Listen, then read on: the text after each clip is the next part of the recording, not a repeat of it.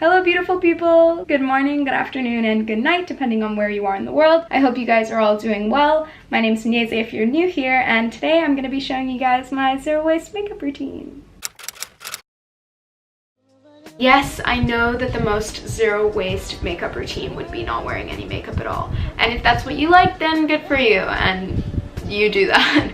I personally wear makeup almost daily. I essentially wear it every time I leave the house. I love makeup. It's a ritual. I enjoy doing it. Really nice to just wake up and have a, 5 minutes just to take a little time for myself and slow down a bit. So I really enjoyed that. And I think many people find makeup ritualistic in that way. So I think it's silly to say that just because you want to be an environmentalist that you have to stop wearing it or that you have to let go of a passion. So I went from maybe using 10-15 products on a regular basis. Well, I have a massive pile of makeup to now having just under 10 products overall, and on the most frequent basis I use about 6. First thing I would say is if you're really pale like me, it's good to find some zero waste products that have an SPF to them. I will sometimes, if it's really sunny, put some sun cream on before I put my other makeup on, or I'll wear sunglasses that cover my cheekbones because I have really high cheekbones, so I tend to get sunburnt here and on my nose. So doing that will just mean that I don't have to waste the sun cream. And then I'll also sometimes put on a little bit of my Multipurpose balm. I'll link the recipe from my blog in the description box below. I adore this balm. It's amazing. It's so good, and just sometimes use it as a primer. So I begin with the Dirty Hippie Cosmetics Raw Cacao BB Cream in the shade Moonlit, and this is the 30 grams one. It's the bigger one. It's the lightest shade they have, but they're currently experimenting with shades. So if you have a darker skin tone or a very pale skin tone, I'll put their Instagram maybe, and you can just DM them. They're looking for people to test out different shades so that they can have a wider range, which I think is really cool. I chose this one because they're from Australia and we're most likely moving there, so I wanted something as local as I can get versus the US, Canada, and Britain, which have a bunch of zero waste makeup companies as well. I'm pretty sure all of their products are totally vegan and certified organic. They're all homemade. It's a very small company mindset, so I really like supporting them. It looks quite a bit darker when it's on this than it does on my actual skin because it has quite a gray undertone almost. But then when I put it on my skin and I rub it in, it's fine. As you can see, I also use my fingers. Just remember to wash your face and hands before you apply your makeup if you're doing it this way. Before I used a beauty blender, but obviously that's not very zero waste, so I've just had to accommodate. It's honestly not that much of a difference when you're applying something like BB cream that's not super high coverage. This one doesn't exactly hide my blemishes or anything. It's more just, it gives me some color and a bit of tone to my skin, which I need because obviously I'm pale as a ghost. It's also quite thick, so that's one thing. Like, I don't use makeup, well, I used to not really use makeup remover, but after starting on these products I realized that I think I might need to use more of a makeup remover. I'll use like a towel and just very gently scrub my face. Otherwise this is so thick that it doesn't tend to feel like it comes off. That being said, it doesn't feel cakey on your skin. So after that, I go in with another Dirty Hippie Cosmetics product. It's their Mineral Concealer, again in the shade Moonlit. This one's 15 grams. It's a very different shade. I guess it's because of the consistency. This is much closer to my natural shade. I feel like with these products, with the Dirty Hippie Cosmetics products, I kind of have to use a concealer every day. I didn't always do that before when I was using the MAC Tinted Moisturizer. But now I feel like I kind of have to because the coverage isn't exactly what I want. Both of them are set to last for 6 to 8 months, which is less than what a normal BB cream I think would be, like a conventional BB cream, but also they are DIY and very handmade and natural, so you're paying for quality. I will say the shipping cost was really expensive. They're on Etsy. It was 80 Hong Kong dollars, but the products themselves were cheaper. In comparison, my MAC Tinted Moisturizer is about 250 Hong Kong dollars. And that BB cream I think was 140 Hong Kong dollars. Also for this one, as you can see, I'm applying it with a MAC foundation brush. This is 4 years old and will probably last me another like 10 years. I wouldn't necessarily recommend buying it, but I have it, so there's no point in throwing it out. I don't like to have too much makeup on. I have nothing against people that do. I think it's great. If makeup is your thing, makeup is your thing. It's just, I like to have a very natural look, which helps when you're trying to go zero waste, because of course, as with everything, the first thing is to minimize. If you're trying to make your makeup more sustainable, I would first suggest minimizing everything. So go through, audit what you have, and decide what you use all the time. what you want, which is things that you might use on a less regular basis, but maybe for some formal events. So I have like 1 eyeshadow, 2 lipsticks, and they're all not sustainable products. They're from MAC and stuff, but they're ones I've had for ages and will probably last me a really long time because I rarely use them. After my BB cream, I'll put on the Dirty Hippie Cosmetics Lip and Cheek Tinted Balm in the shade Pastel Moon. It's a compostable stick. Next time I buy this, I think I'm gonna buy it in the tin again, just because I prefer the application of using my finger. This is the lightest shade they have, and I'm really happy with it. It's very pigmented, which is not usually the case with these sort of stick tinted balms, the natural ones. The color is a lot darker on the photo, but when it goes onto your skin, it's a lot lighter than it seems. I'll just show you the difference. So for comparison, this cheek has it and this cheek doesn't. So you can see the large difference. It is really pigmented, which I really like. Then I apply mascara.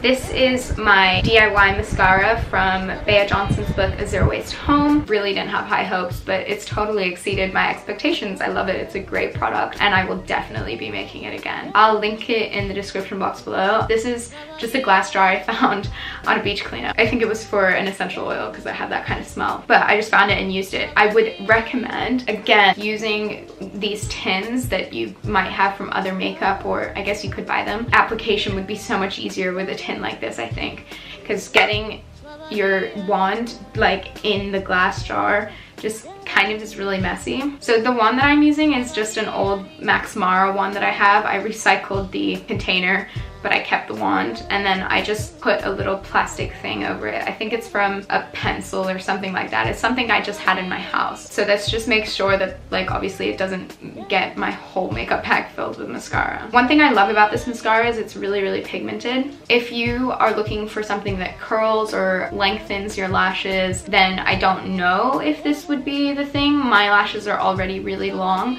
so I was looking more for a product that would make them just darker so that they stand out, because obviously my features are really light, but I wasn't necessarily looking for a product that lengthened them or curled them at all. So basically I just put it in like this, and then of course it picks up quite a bit of bumps and things, so you just have to scrape it on the side to make sure that it doesn't apply in a clumpy fashion. I don't have to put it into the glass jar every day. I only tend to put it in every like 2-3 times that I apply it, because it actually, the color stays on the wand really well. And like I was saying before, I like quite a natural look, so I don't like it to look too intense. I just like it to darken them up a bit. The only downside to this mascara is that it does transfer. It's not so bad that I think it's a bad product, because I actually really like the product, but it's bad enough that it's noticeable and you have to kind of keep an eye on it. So you do have to sort of just remember to, especially when you first apply it, to just check if it's gone under your eyes a bit and then just wipe it away. It's not hard to take away. You can just take away with like a one sweep of your finger, and the color will be gone. Bea Johnson markets this as like a waterproof mascara. I highly doubt it works like that if it transfers so easily. I wash my face just with water every night. I don't use a cleanser or anything, and it always comes off, so I feel like it's not waterproof. I mean, the only situation in which I would want waterproof mascara is if I'm going to like the beach or something, but I still want my lashes to be defined. If that is the situation, I will use the Multipurpose balm, and I suggest you do the same. It doesn't have to be this balm, it can just be any balm, but you just apply it to your lashes and it'll make them look darker and it'll stay. That's much more waterproof than the mascara that she has. I think it'll last ages, which is really great. Then finally I use an eyebrow pencil. Obviously it's in the shade Blonde. This one's Color Me Beautiful, but it's just one that, like, it's an old one. I wouldn't necessarily say that Color Me Beautiful is like a sustainable brand and promote them. It's just one that I happen to have. It also came with this applicator, so I'm gonna keep that even when I move on to the next pencil, because I have another one that's quite a bit longer that's not like just about to run out. Obviously it can be composted when it's finished, which is good, but I think afterwards I might go and get a brow powder or a brow cream, just because I don't know where I can find a brow pencil without that little sheet of plastic around it.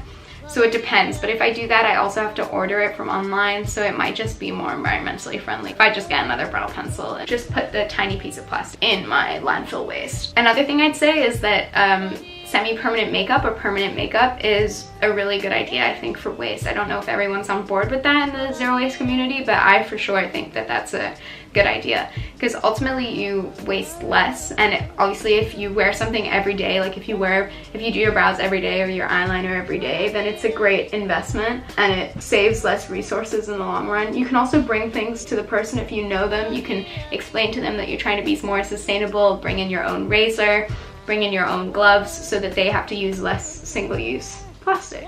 That's my daily makeup routine and how I manage to get as close to zero waste as possible. Everything is either compostable or reusable, and it's taken me so long to get here, so I'm really happy that finally my makeup routine is sustainable. But don't be fussed if it doesn't happen overnight. It takes a while to minimize and get through all your old products, and that's okay. And just be mindful of not buying everything straight away or rushing to get a certain product or brand. You might need to try out a few things and experiment to see what works for your skin. I would have really found it useful to have a sort of video that just laid out exactly how to have a zero waste makeup routine my way. So I hope that you guys can find it useful, and if you have any questions or want to know anything about any of the products, please comment it below, because I really want to be able to share all of the products with you and my thoughts on them, and I feel like I might have missed out a thing or two. Thank you for watching. I hope you liked that, and see you next time.